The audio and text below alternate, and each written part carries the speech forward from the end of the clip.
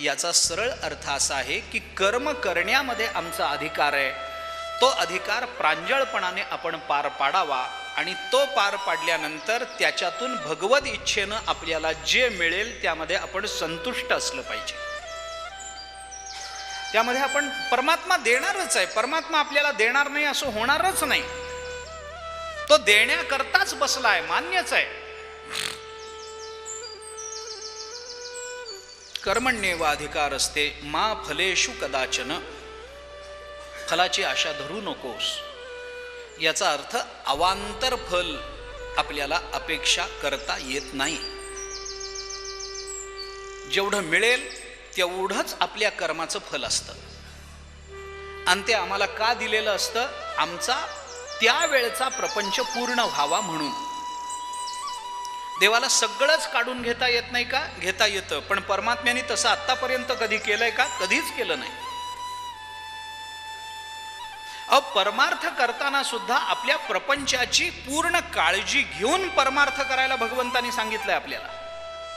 मी भागवतातली प्रमाण सांगतो, रामायणातली सांगतो, तुम्ही कुठली, मी ज्ञानेश्वरीतली प्रमाण सांगतो आपल्याला. जयाचे ऐहिक धड नाही तयाचे परत्र पुससी, काही ज्ञानोबा बोलत नाहीत. ज्याचं ऐहिक धड नाही त्याचं पारत्रिक काय चांगलं असणार आहे? शेवटी आपलं पारत्रिक आपल्या ऐहिकावर ठरतं. आपला परमार्थ सर्वोत्तम व्हायचा असेल तर त्याच्याकरता आपला प्रपंच आपल्याला चांगला करण्याची सवय असली पाहिजे, तर परमार्थ चांगला होतो. ज्याचा प्रपंच धड होत नाही तो परमार्थ काय करेल? मी गमतीनं सांगतो, मला सांगा, प्रपंच मोठा आहे का परमार्थ मोठा आहे? आनंदाच्या प्राप्तीकरता प्रपंच मोठा का परमार्थ मोठा? परमार्थ मोठा. मग मोठा परमार्थ जर असेल आणि प्रपंच जर लहान असेल तर ज्याला लहान जमत नाही त्याला मोठं काय जमेल? असं आहे, जो 9वीच पास झाला नाही तो 10वी कशी पास होईल? जो प्रपंचातच पास झाला नाही तो परमार्थात कसा पास होईल? ऐहिक धड पाहिजे. भगवान म्हणतात, म्हणून ही भाषा आपल्याला बोलून दाखवावी लागली की कर्म विपाकाम. पुष्कळ विचार आहेत, पुष्कळ युक्तिवाद आहेत, पुष्कळ पद्धतीनं हे समजावून सांगता येऊ शकतं. म्हणून भगवान सांगतात, आपण कर्म करणं याचा अर्थ कर्तेपणाची जाणीव आपल्या अंतःकरणामध्ये यथार्थतेनं धारण करणं. मी करता आहे म्हणजे कोण आहे? मी करतो का माझ्याकडून करवून घेतलं जातं? हे श्रद्धापूर्वक ज्याला कळतं त्याला कर्तेपणाचा अभिमान निर्माण होत नाही. आपण केलेलं कर्म ज्या क्षणी आपण समर्पित करू त्या क्षणी कर्तेपणाचा अभिमान निवृत्त होईल. आणि कर्तेपणाचा अभिमान माणसाच्या अंतःकरणातला दूर झाला की स्वाभाविकतेनं कर्मफलाची आसक्तीही निवृत्त होते. आणि तशी आसक्ती निवृत्त झाल्यानंतर जे कर्म घडतं ते कर्म आपल्याला विशिष्ट फल प्राप्त करून देतं. अजून एक विचार त्या संबंधामध्ये सांगतो वेदांताच्या दृष्टीने. मा फलेषु कदाचन असं जे भगवान बोलतात त्याचा दुसरा एक अर्थ मी आपल्याला सांगतो. आम्हाला कर्म करायचंय कशा करता? फक्त प्रपंच वाढावा एवढ्याच उद्देशानं कर्म करणं चालू आहे का? नाही. कर्माचा मूळ हेतू आहे की कर्म करण्यातून आमच्या अंतःकरणाची शुद्धता झाली पाहिजे. कर्माचा परिणाम अंतःकरण शुद्धीवर होत असतो. जी साधनं आम्हाला, कर्म असेल, ज्ञान असेल, भक्ती असेल, याचे वेगवेगळे परिणाम आहेत. कर्माचा परिणाम अंतःकरणावर होतो, ज्ञानाचा परिणाम आमच्या दृष्टीवर होतो आणि भक्तीचा परिणाम आमच्या संपूर्ण जीवनावर होत असतो. ज्ञानानं अंतःकरण शुद्ध होत नाही, ज्ञानानं वस्तूकडे बघण्याचा दृष्टिकोन बदलत असतो. वस्तू तीच असते,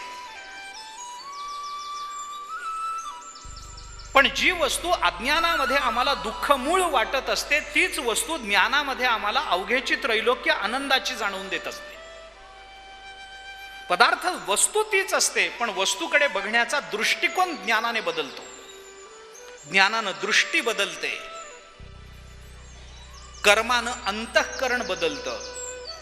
कर्माचरणाचा परिणाम काय? अंतःकरण शुद्ध व्हावं याच्याकरता कर्माचरण सांगितलं गेलंय. शुद्ध अंतःकरण पाहिजे कशाला? कारण अंतःकरण शुद्ध झाल्याशिवाय ज्ञान होत नाही. आता मी पुन्हा कुठून कुठे येतोय ते थोडा एक नकाशा डोळ्यासमोर आणा. काय झालंय आपल्याला? कर्माचं बंधन सोडवण्याकरता कर्मच करा असं भगवंतांनी सांगितलंय, बरोबर? कसं करा? कारण कर्माचं बंधन सुटण्याकरता ज्ञान व्हावं लागतं. ज्ञान सहज होत नाही. ज्ञान शुद्ध अंतःकरणात होतं. शुद्ध अंतःकरण होण्याकरता कर्म करावं लागतं. म्हणून कर्माचं बंधन सोडवण्याकरता कर्म करणं आवश्यक असतं. ही संगती आपण कर्मानं लावून घ्या ना. ज्ञानानं मी कधी कळतो? तो कर्मानं, ज्ञानानं कळतो. मी कोण हे ज्ञान आम्हाला झालं पाहिजे. मान्य आहे. ज्ञान कशाने होतं? कुठं होतं? शुद्ध अंतःकरण पाहिजे. अंतःकरण शुद्ध नसेल तर ज्ञान होत नाही. शुद्ध पाण्यामध्ये जसं प्रतिबिंब स्वच्छ पडतं, तसं गढूळ पाण्यामध्ये प्रतिबिंब स्वच्छ पडतं का? नाही ना. तसं अंतःकरणामध्ये विकल्प असताना ज्ञान होणं हे अशक्य आहे. अंतःकरण शुद्ध असेल तर लगेच त्याचं प्रतिबिंब पडतं. 15व्या अध्यायाच्या शेवटी भगवंताचे शब्द आहेत अर्जुनाच्या संबंधानं. हा आघवाची बोधू सहसा अर्जुनी उमटला कैसा, व्योमीचा चंद्रोदय जैसा क्षीरार्णवी, का प्रतिभिंती चोखटे समोरील चित्र उमटे, तैसा अर्जुन आणि वैकुंठे नांद तसे बोधू. ज्ञानोबा बोलतो. प्रतिभिंती चोखटे समोरील चित्र उमटे. कथा सोडून द्या त्याच्या मागच्या, सांगत बसलो तर 10 वाजतील इथंच. गोष्टी कमी नाहीत आपल्याकडे. अंतःकरण शुद्ध असलं पाहिजे. अत उक्तम मया राम यदि शुद्धे हि चेतसी, उपदेशो हि प्रसरती तैल बिंदुरी वांभसी. योग वसिष्ठामध्ये एक अजून दृष्टांत दिला. अत उक्तम मया राम, रामा मी तुला आता काय सांगतो ते ऐक. अत उक्तम, मी तुला सांगतोय काय? यदि शुद्धे हि चेतसी, जर चित्त शुद्ध असेल तर काय होतं? उपदेशो हि प्रसरती. कसं? तैल बिंदू इव अंभसी. उदाहरण चांगलं दिलंय. एखाद्या भांड्यामध्ये पाणी घेतलं आणि वाडग्यामध्ये म्हणा काही म्हणा असं पाणी घेतलं आपण, आणि त्याच्यावर जर आपण तुपाचा थेंब टाकला तर ते तूप जिथं पडतं ना तिथंच थिजून राहतं. पण त्याच भांड्यामध्ये आपण तुपाच्या ऐवजी तेलाचा थेंब टाकला तर तेलाचा थेंब पडल्याबरोबर तत्क्षणी त्या भांड्याच्या पृष्ठभागावर तवंग रूपानं पसरून जातो. हेच उदाहरण देऊन वसिष्ठांनी रामचंद्र प्रभूंना असं सांगितलं, उपदेशो हि प्रसरती तैल बिंदू इव अंभसी. तेलाचा थेंब पाण्याच्या पृष्ठभागावर पडल्याबरोबर जसा पूर्ण पृष्ठभागावर तवंग रूपानं पसरतो, तसं ज्याचं अंतःकरण शुद्ध असेल तिथं थोडासा उपदेश सुद्धा तत्क्षणी त्याच्या जीवनभर पसरून जात असतो.